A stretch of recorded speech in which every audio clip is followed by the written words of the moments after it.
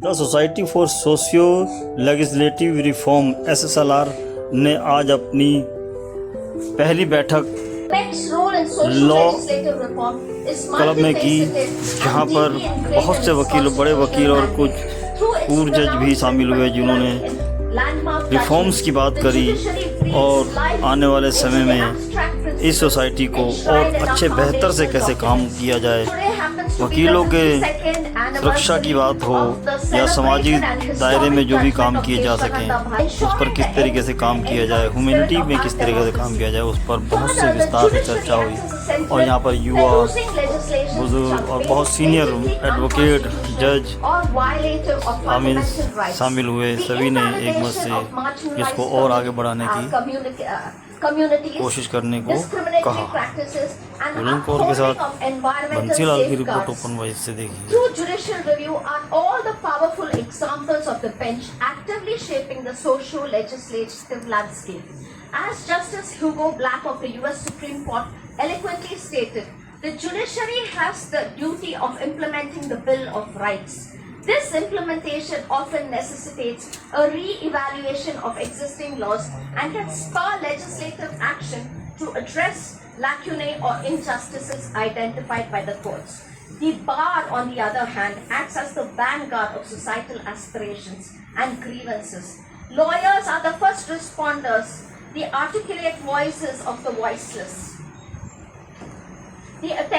Bring the attention of the courts and the legislature, the lived realities of individuals and communities, highlighting the inadequacies and iniquities within the existing legal framework. The role of the bench and the bar, as Mahatma Gandhi said, the law is a weapon. Use it to protect the weak. Use it to fight for justice.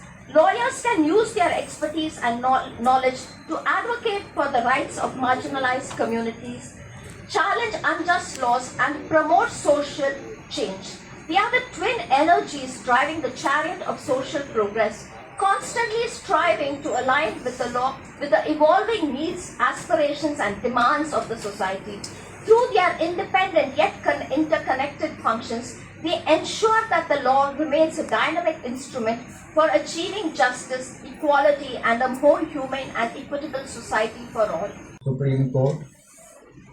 Later on, various opinions were taken and the meetings were organized, but due to some reason or the other, sometimes COVID and sometimes other problems, the meeting could not be organized. But the first meeting held today has obtained a century in the sense that all are present here and everybody is taking interest for this society, and Mr. Hansalia has given so many points to be discussed for this society, and the platform which he has given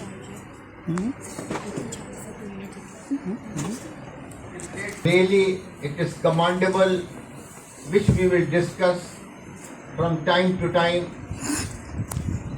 on the dais. Mr. Manoj Sarup, Mr. Hansalia, and Mr. Kamni ji, Mr. Mahalakshmi ji, and all the senior lawyers who are present. They are minor. बहुत senior advocate यहाँ पे देखिए। Social legislative reforms का concept क्या है पूरी society का। Law तो जस्टिस के लिए होता ही है, लेकिन एक ह्यूमैनिटी भी कोई अलग चीज होती है, तो आपने यहाँ पर नजर आई।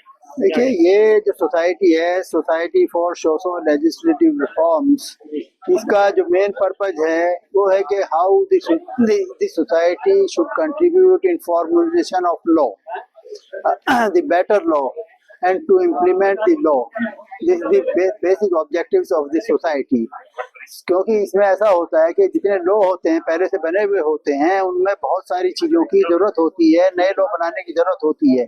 जैसे राइट टू एजुकेशन का जो आपका एक्ट हुआ 2009 में है, इसका काम शुरू हुआ 1967 में।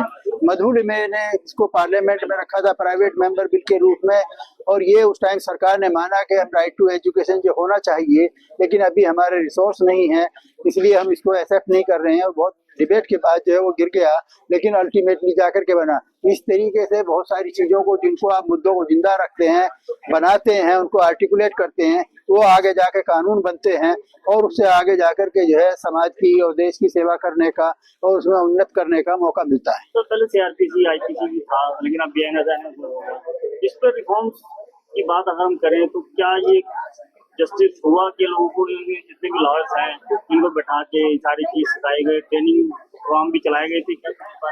देखिए, चीजें बहुत जरूरी हो जाती है कि जब कोई एक्ट बनाया जाता है, कानून बनाया जाता है, उसके नियम बनाए जाते हैं, तो उसमें जो भी इसमें मशीनरी इन्वॉल्व होती है उसकी ट्रेनिंग होने की आवश्यकता होती है। अगर उसकी ट्रेनिंग आप नहीं करेंगे तो उसकी किस तरीके से उसको इम्प्लीमेंट करें, लागू करें, उसमें मुसीबत आती है और उसमें परेशानी आती है। उसमें कितने रिसोर्स की जरूरत पड़ेगी ये भी ध्यान में होना चाहिए। जब कोई कानून बनाने जा रहे हैं, हम केवल कानून बनाने से, नियम बनाने से या घोषणा करने से काम नहीं होता है। उसमें फाइनेंशियल इन्वॉल्वमेंट कितना होगा, उसमें जो है मैन पावर का इन्वॉल्वमेंट कितना होगा, ये सब चीजों का ध्यान में रख करके जो है हमको कानून और आदेश जो है पारित करने का काम करना चाहिए। तो उसकी जो है उपयोगिता होगी और बहुत ठीक तरीके से वो लागू हो सकती है। आज जो सामने चीजें आई हैं उस पर क्या कोई पेपर इशू हुआ या कोई बात माने सुप्रीम कोर्ट को कुछ ऐसे रिफॉर्म जो आपने यहाँ पर प्रैक्टिशनर जो निकला है, एक निचोड़ जो निकला पूरी आज यहाँ बॉडी का, क्या उसमें कोई आज की जो इतनी चर्चा हुई यहाँ पर, उसका फायदा ये होगा कि काफी दिनों से यहाँ पर जो है यहाँ 3 तरीके की चीजें हुई। एक है बेंच जो जजेस होते हैं, एक है एडवोकेट्स, और तीसरा है जो ट्रेनी एडवोकेट्स हैं या स्टूडेंट हैं। जो स्टूडेंट हैं आज के, वो कल के जो है निर्माता हैं, कल एडवोकेट होंगे और उन्हीं से जज होंगे। उनको जितना हम सिखा पाएंगे उतना ही आगे जाकर के जो है वो अच्छा काम कर पाएंगे। समय से देखा जाता है पॉलिटिकल व्यूज जो है वो जजेस के ऊपर और कई तरीके से जो एक व्यूज आ रहे हैं, उस पर आपका क्या कहना है? क्या ये सब देखिए कि ये इस तरीके के कुछ कम समझदार लोग जो कहिए, उनको बेवकूफ मत कहिए, तो वो उस तरीके की बातें करते रहते हैं। उसको समाज की जिम्मेदारी है कि वो उनको समझाने का काम करे। वो किस तरीके से समझाएगा, इस समझाने के तरीके अलग अलग होते हैं। तो इसकी समाज को और जो एसोसिएशंस हैं, जो ऑर्गेनाइजेशंस हैं, उनको उसकी जिम्मेदारी लेनी चाहिए और उनको तुरंत जो है चेक करने की आवश्यकता है और वो करना चाहिए।